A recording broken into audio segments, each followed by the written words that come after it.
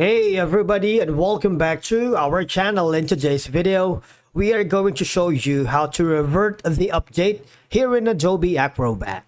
Let's begin. Reverting an update in Adobe Acrobat depends on the version you have and the way is installed.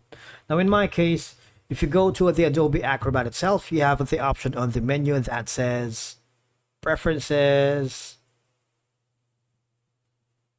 right here, and the updater.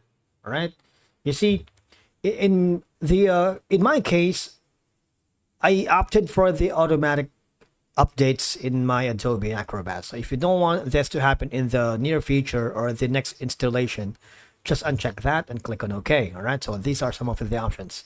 Now you see, I also went to disable the new Acrobat experience or restart the app. All right, so make sure you click all of that options after reinstalling the new one. Now, after doing all this, the next thing that I need to do is go to the control panel right here. Inside the control panel, I want you to click on the programs, all right? And then click the uninstall. Now you want to make sure that you have uninstalled the program successfully. And after doing so, clean up the leftover files using the Adobe Acrobat Cleaner tool. It's available on the Adobe's website to remove the residual files from your system. All right.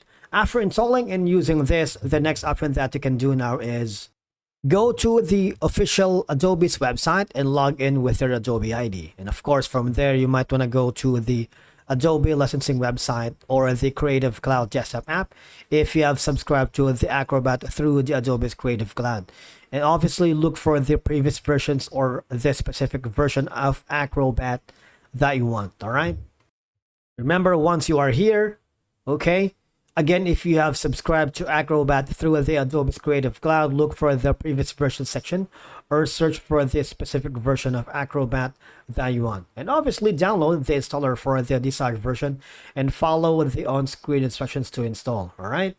And remember that here, again, disable the new Acrobat and go again to the preferences and do not check the automatically install updates. All right. And then if you cannot find the installer for the older version, you might want to reach out to the Adobe support for assistance. All right. They would give you obviously insights and troubleshooting steps on how to fix it in case you encounter any problems along the way. And that's it for today's video. Thank you so much for watching. We will see you again in the next one.